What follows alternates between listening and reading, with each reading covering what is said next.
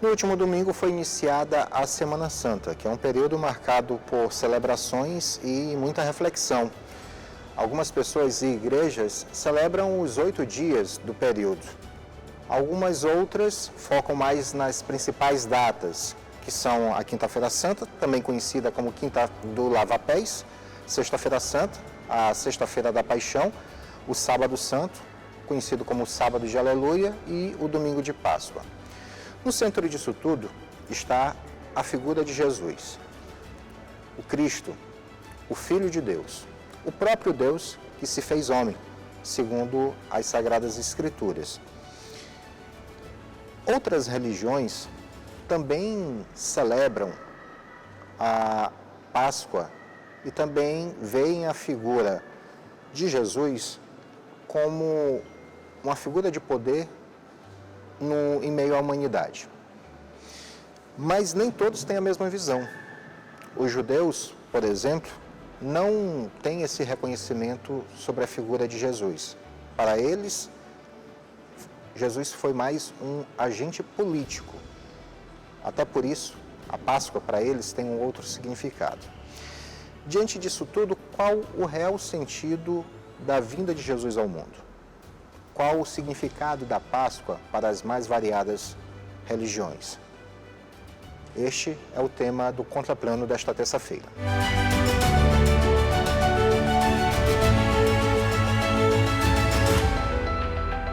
Olá, eu sou João Carvalho e estamos iniciando mais um Contraplano que, nesta edição, vai debater as religiões e o significado da Páscoa. Para participar dessa conversa comigo, nós estamos recebendo Silva de Lely, pastora da Comunidade Batista Nacional Querigma, e Renato Mimoto, membro do Centro de Vivência Pouso Obras Sociais. Minha primeira pergunta, eu quero tratar logo com você, que é o representante do Espiritismo, porque a figura de Jesus, ela é uma figura muito voltada, lógico, para o cristianismo, mas o Espiritismo também tem uma visão a respeito de Jesus. Qual é essa visão? Muito bem, a doutrina dos espíritos, ela nos apresenta vários preceitos inspirados pela espiritualidade maior, através de Allan Kardec, que publicou lá em Paris, em 18 de abril de 1857, a primeira obra, o Livro dos Espíritos. E esses espíritos de escola, orientando a Kardec e trazendo até nós essas importantes informações, nos fala sobre Jesus. E nos apresenta o Mestre Jesus, que é assim que nós chamamos, como o nosso modelo e guia.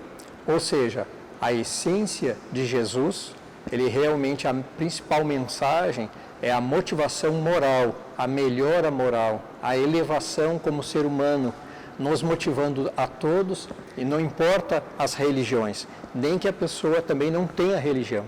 Mas a motivação é para que todos possam se trabalhar internamente para ser um ser humano melhor a cada dia. E esse processo é prolongado, é algo difícil de se realizar. Por isso, nós também somos seguidores da doutrina reencarnatória. Ou seja, nós acreditamos que a alma precisa retornar a um novo corpo, através do processo reencarnatório, como se fosse uma escola, onde nós somos aqui matriculados no educandário das almas. E através desse processo nós vamos nos aperfeiçoando, melhorando aos poucos, sem atropelos, ou seja, nós temos chance de nos aperfeiçoar de uma forma em que a gente não leve a pensar que em uma existência apenas nós iremos conseguir, porque senão nós poderíamos chegar ao final dessa existência e acreditarmos que não vamos dar conta e a gente desiste. Então, sabedores de que nós teremos novas oportunidades, isso nos fortalece. Então, se nós não acertarmos a nossa melhora interior aqui, nós teremos uma nova chance. E o Mestre Jesus, como assim nós falamos, como aprendizes da doutrina dos Espíritos, do Evangelho, aprendizes e seguidores de Jesus, ele é o nosso modelo e guia. Pastora Silvia, figura de Jesus nas denominações cristãs é mestre, é senhor, é o que mais? Para nós cristãos evangélicos, eu acho que a palavra que mais define o que Jesus é para nós é Salvador. Ele veio para nos salvar.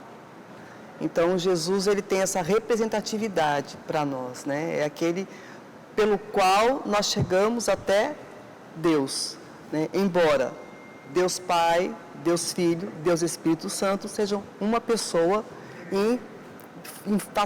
de formas diferentes, digamos assim, né? E ele diz, eu e o Pai somos um, e ninguém vem a mim, ninguém vai ao Pai se não for por mim. Então, a gente entende que Jesus é o único mediador entre Deus e os homens. Então, para nós, ele é o nosso Salvador. A representatividade desse período que nós estamos vivendo entre os espíritas, como é que é? Porque para os católicos tem a celebração do Domingo de Ramos, tem toda uma representação, né, muito simbólica. Domingo de Ramos, com a celebração dos ramos que são benzidos pelo sacerdote no momento da celebração. Tem a Quinta-feira Santa, né, onde é feita a lavagem dos pés, onde é feita a partilha do pão, que não é a hóstia consagrada nas celebrações, mas é um pão comum que acaba sendo partilhado no momento da celebração. A Sexta-feira Santa, onde eles não têm a celebração, os católicos não têm a celebração, tem apenas um momento de vivência ali da paixão, sofrimento de Cristo, né? O Sábado Santo, que é mais um momento de espera, com o Domingo de Páscoa, que é o momento da ressurreição. Para os espíritas, como é que se traduz todo esse período? Bom, a doutrina dos espíritos, ela nos motiva sempre a refletir e meditar.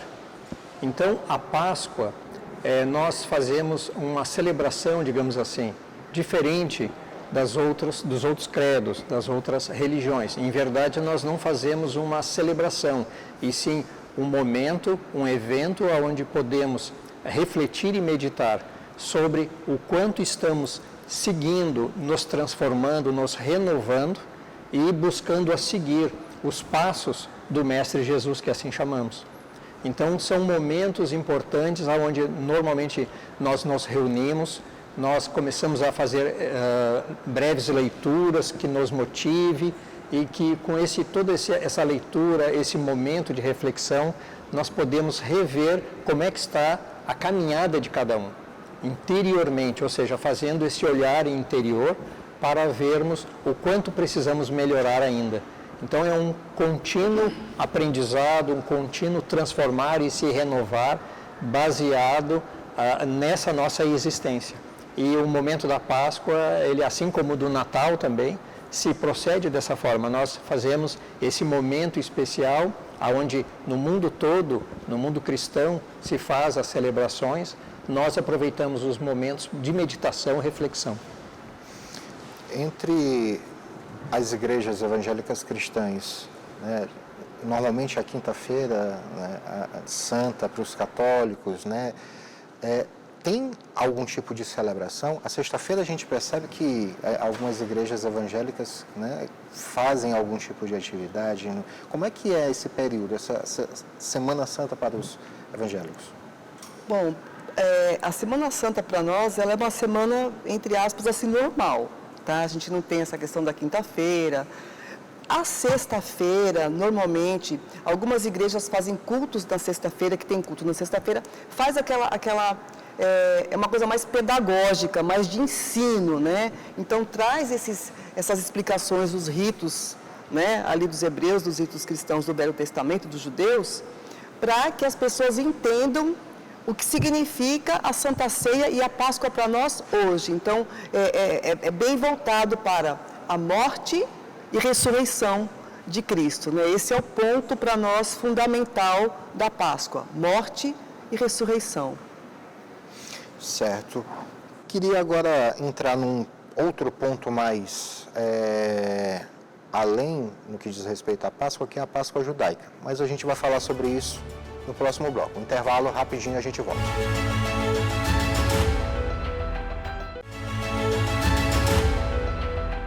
De volta ao Contraplano, aqui na sua TV Assembleia, hoje estamos debatendo as religiões e o significado da Páscoa. No encerramento do bloco anterior, eu já deixei um gancho para falarmos sobre a primeira forma de celebração de Páscoa que se conhece né, no mundo, que é a Páscoa judaica, que tem todo um significado diferente para eles. Se remete muito à fuga do povo judeu, né, do Egito.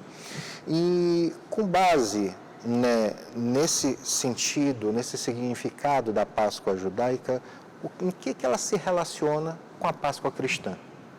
Essa pergunta é bem interessante, porque assim tem toda uma relação, né? A Páscoa ela é instituída justamente nesse período, quando ali enquanto os hebreus estavam ali sendo escravos do Egito, né? Então o faraó anterior, eles respeitavam o povo hebreu por conta de José, né? Que foi um governador do Egito. E depois que mudou o faraó, passou essas gerações, né? O povo foi escravizado, né? E faraó começou a oprimir os hebreus, e os hebreus clamavam a Deus, e aí Deus levanta Moisés, né? Que foi criado ali no Egito, para conduzir essa saída dos hebreus do Egito, né? De volta para a Terra Santa. E nesse processo, o faraó, ele fechava muito o coração. E na 10ª praga, né, que foi a morte dos primogênitos, quando o Senhor disse que o anjo da morte passaria para matar os primogênitos, ele dá uma ordenança para que Moisés falasse para o povo hebreu: olha, essa noite o anjo da morte vai passar. E o Senhor pede que vocês peguem o cordeiro, aliás, essa noite não, a instrução foi um pouco antes, né? Peguem o cordeiro, né, mate o cordeiro tinha que ser de aproximadamente 1 ano, sem mácula, sem defeito, ali já simbolizando o Cordeiro Santo de Deus que viria para tirar o pecado do mundo. Então, o Velho Testamento, ele é uma sombra, os símbolos, né, as questões do Velho Testamento, muitas delas é uma sombra daquilo que haveria de vir, do que aconteceria. Já era um preparo para o povo entender o que era um pecado, entender da sua necessidade da proteção de Deus. E aí, esse cordeiro deveria ser morto, o sangue deveria ser colocado numa bacia, e esse cordeiro deveria ser comido com ervas amargas, e pães sem fermento. Mas esse sangue tem uma questão muito interessante que eu quero, né, trazer para a nossa realidade, que esse sangue deveria ser passado na porta, no umbral das portas.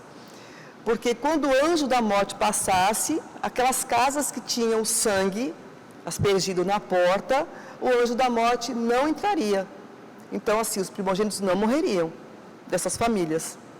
E aí a gente traz para os dias de hoje também essa questão, né? Essa simbologia é muito interessante, porque aí vem Jesus, morre na cruz pelos nossos pecados, né? Então ele se fez, hoje ele é o nosso Cordeiro Pascal, né? Ele é o Cordeiro Santo de Deus que veio para tirar o pecado do mundo. E ele é o sacrifício, ele dá a vida dele, né, para esse sacrifício, ele é o Cordeiro Santo. E aí esse sangue derramado na cruz, que nós sempre falamos dele, ele também tem uma coisa muito interessante. Como que esse sangue é aplicado hoje? Né? Então, quando nós cristãos evangélicos, nós aceitamos Jesus ou nos convertemos, né? É como se nesse momento esse sangue de Jesus cobrisse os nossos pecados, expiasse os nossos pecados. Então a gente aplica o sangue de Jesus na nossa própria vida. E isso é lembrado, né, todo mês, todo tempo. Então a Páscoa para nós, essa Páscoa passada, ela remete ao futuro. E hoje nós temos a ceia, a Santa Ceia, né, que todo mês nós celebramos a Santa Ceia, em memória do Senhor, e nos remete a esse sacrifício do passado, né? Então, teve a primeira ceia lá no Egito, lá a Páscoa lá do Egito, e teve a última ceia, que foi já com Jesus e seus discípulos, no dia que ele foi entregue à morte, que ele disse: esta é a última ceia. Dentro da doutrina espírita, como que é feita essa diferença entre a Páscoa judaica e a Páscoa cristã? Bom, a Páscoa judaica dos hebreus, com Moisés, quando atravessaram o Mar Vermelho, né, em direção à Península do Sinai, houve aquela passagem, por isso Páscoa, não é? Pessá, que é a passagem. Então, da mesma forma, foi colocado como o Mestre Jesus, passando por aquele momento da crucificação, da paixão, aonde ele também faz a sua passagem para o mundo espiritual. Então, quando ocorre essa passagem, nós, estudantes da doutrina dos Espíritos, nós avaliamos que é a nossa própria passagem de uma pessoa em sofrimento, em dor, ou seja, tudo aquilo que carregamos que nos prejudica, que nos motive a fazermos essa passagem rumo à Terra Prometida. Ou seja, o que é a Terra Prometida? É nós vivermos segundo a nossa consciência. Então, quando nós fazemos essa passagem, que é muito difícil, ou seja, não é fácil fazer essa passagem, essa mudança, essa transformação interior, de vivermos segundo as nossas consciências, praticando o que nós falávamos, a caridade desinteressada aqui.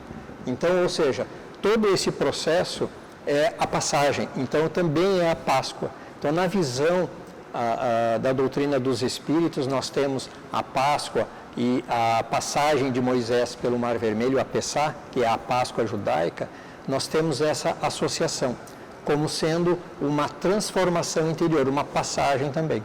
Mas nós não temos a visão segundo outros credos, como o dos cristãos evangélicos ou os católicos, nós não temos exatamente esta visão. Mas acreditamos que digamos assim, o fio condutor da ideia é o mesmo, ou seja, é aquela renovação, aquela transformação. Então, como nós falávamos, são vários caminhos, mas o objetivo é o mesmo, que é o amor. Certo. Vamos tentar só dar uma apimentada aqui na nossa conversa, né? Tentar botar um pouquinho mais de tempero aqui, não que não tenha. Tem bastante tempero e está muito boa, mas eu quero trazer uma realidade que o mundo todo tem visto e que não tem como você não lembrar do significado, né, de Páscoa, o significado daquilo que daquilo que Deus prometeu para o seu povo, né, que é o conflito que acontece lá no Oriente, né, no Oriente Médio. Mais precisamente na faixa de Gaza. Nós vemos os herdeiros de José que conquistaram, alcançaram, né, a Terra Prometida, hoje Estado da Palestina, mas o conflito, Estado de Israel, na realidade, me corrigir, Estado de Israel, mas o conflito entre Israel e Palestina ainda faz com que muitas pessoas questionem o que realmente, se realmente aquela terra foi a prometida por Deus, e se era aquilo também, se é até aquela terra prometida, se era aquilo que Deus estava querendo também, aquela disputa que se vive naquele momento. Quando a gente traz para o raciocínio sobre Páscoa, que se lembra de vida, ressurreição, fazendo uma linha com esse conflito, qual a visão cristã a respeito desse conflito? É um tema bem complexo, né? Mas vamos tentar aí dar uma explanação sobre esse tema. Eu costumo dizer assim, que o dar é de Deus e o conquistar é do homem, né? Quando o povo, vou voltar a essa parte da Páscoa, né? Quando o povo atravessa o Mar Vermelho, né, e que retorna à Terra Prometida, lá já tinham pessoas, né? Já estava sendo habitado por vários tipos de, digamos assim... Outros povos. Outros povos, pronto, obrigado. Outros povos, né? E aí o povo que era dono da terra teve que reconquistar essa terra. E me parece que esse conflito acontece até hoje, né? Então, Israel defende ali o seu território, né? Mas há um conflito que para nós cristãos é um conflito espiritual, é um conflito que nos remete ao fim dos tempos, é um conflito que já está relatado na Bíblia, né, que fala sobre esses tempos que nós viveríamos, fala também sobre o ataque a Israel, mas que no final Deus dará a vitória, né? Então a gente teria que entrar assim, em vários pontos que eu acho que a gente não conseguiria agora. Mas de fato, a maldade humana, né, esse pecado que entrou no mundo, ele perverteu as pessoas. Então assim, isso é resultado da maldade humana, não está relacionado com a bondade de Deus e com a justiça de Deus. Né? Assim como as pessoas, hoje as pessoas matam, as pessoas roubam, as pessoas se perderam totalmente. Então nós cremos num Deus que restaura. De que forma? Normalmente, né? Claro que com exceções, porque nem tudo que a gente vê é a realidade. Mas quando a pessoa tem um encontro com Cristo, que o Espírito Santo de Deus passa a habitar nela, essa é a nossa crença, e convence essa pessoa do pecado, da justiça e do juízo, dar-se conta, né, essa consciência, como falou, ela faz com que as pessoas busquem mudar o seu alvo, né, mudar o seu rumo.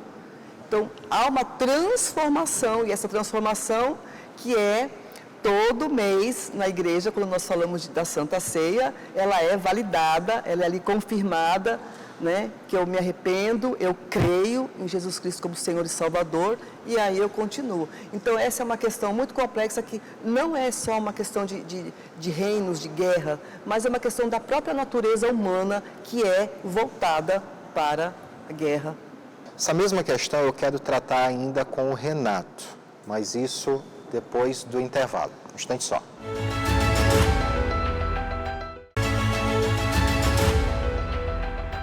De volta ao contraplano para o último bloco, hoje estamos debatendo as religiões e o significado da Páscoa. No bloco anterior, nós ouvimos a pastora Silvia a respeito dessa relação Páscoa com os conflitos que acontecem, mais precisamente entre as nações de Israel e Palestina.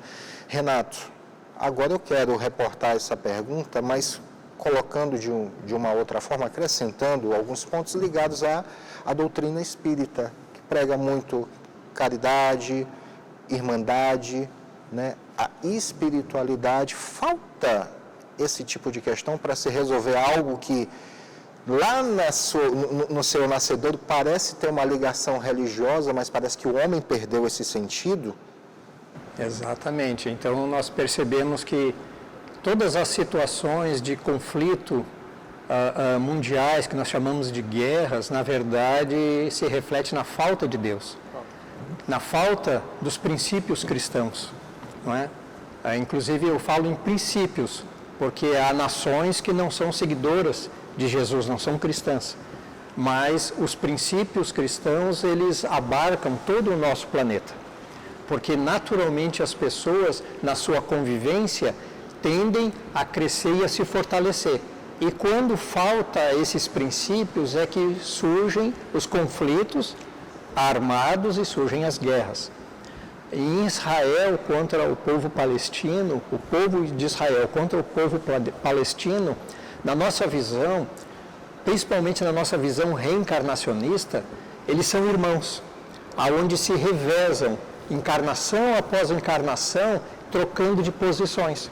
Então nós percebemos assim que muitas vezes parece que o ódio se coloca na frente e demonstra claramente que faltam esses princípios. Está faltando Deus no coração dos governantes, dos líderes, para que possa realmente haver um momento de conversa, de diálogo, de troca das suas posições, que possa buscar uma solução da guerra pacífica, que atenda a todas as nações. Então, normalmente, é muito difícil de acontecer nesses momentos quando se fala de nações, mas nós precisamos sempre fortalecer essa situação. Enquanto o homem não tiver Deus no seu interior, não se sentir como parte de Deus, né? Como Jesus nos falava, Deus está em mim como eu estou em Deus, como o Pai, não é? Ou seja, o Pai está em nós como nós estamos no Pai. Então, parece que esses momentos de guerra são verdadeiras provas muito difíceis para que os povos, as nações realmente comecem a repensar a sua posição, as suas convicções de que o conflito armado só vai levar à aniquilação e não vai construir nada. Então, através da conversa, do diálogo, daquele espírito realmente de se sentir fraterno, eu sei que isso é muito complicado, é muito difícil. Nós que estudamos essas questões, assim, falando aqui da doutrina dos espíritos, constantemente falamos sobre fraternidade, em nos sentirmos como irmãos, mas é muito difícil. E nós sabemos que esse é o caminho. E enquanto isso realmente não se envolver, esse sentimento de fraternidade, de momentos de renovação, com a Páscoa, com o Natal, com todos esses momentos nas outras culturas, não se fortalecer no coração, na mente das pessoas, nós ainda continuaremos com guerras. Então, a guerra de Israel contra o povo palestino é apenas um exemplo do que acontece no mundo todo, com todas as guerras, porque nós temos muitas guerras acontecendo. Pastora, as Sagradas Escrituras dizem que Israel não vai perder. Israel não perde. Mas, trazendo uma outra realidade também, que também está nas Sagradas Escrituras, quando eles, na contramão daquilo que Deus pediu a eles, eles ergueram um cordeiro como ídolo de ouro, e aí, de certa forma, se voltaram contra. Esse momento de guerra, Israel não estaria, este Israel que nós vemos, não estaria mais ou menos nesse sentido? É interessante se lembrar essa passagem, porque aquele povo que saiu lá do Egito em direção à Terra Santa, não foi o mesmo que chegou lá. Né? Então, esse povo que passou esses 40 anos, justamente, era um povo que estava totalmente acostumado com a cultura do Egito. Né? Eles tinham ali uma identidade, porque foi dessa saída dos hebreus, né, do Egito, ali se constitui o povo, né, o povo de Israel. Ali eles se formam como um povo, né, com um nome, com uma identidade. Porém, dentro deles, todos esses ranços, né, que eles absorveram na época do Egito, continuaram. Então, eles reclamavam, eles estavam acostumados com a idolatria, eles estavam acostumados com toda aquela cultura egípcia. E esse povo acabou ficando no deserto, né, e a geração que alcançou a Terra Prometida já foi outra. Né? Então, o que a gente percebe em relação à violência? Né, como o Renato falou, é muito interessante, porque assim, essa maldade, ela é natural do homem caído.